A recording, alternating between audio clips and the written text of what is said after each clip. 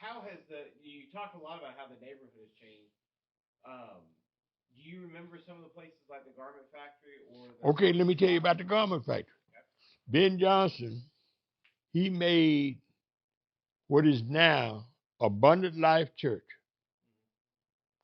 That was the garment factory. But before then, the gym at Abundant Life was a recreation center.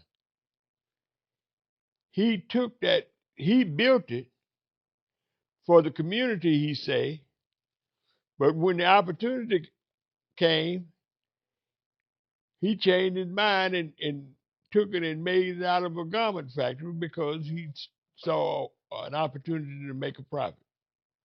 So that's how that happened, the garment factory. But over time, his supplier, Ed Ward, could probably tell you better about what actually happened to cause him to have to close. I was not privy to, the business outbreak and why.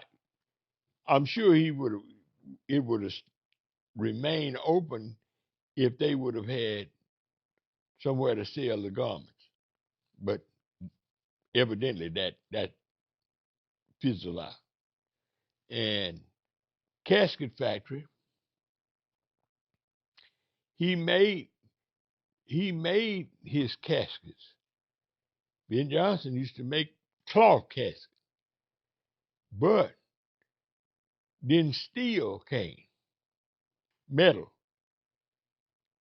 and they could make them much cheaper than he could with the cloth and wood. So competition put him out of business.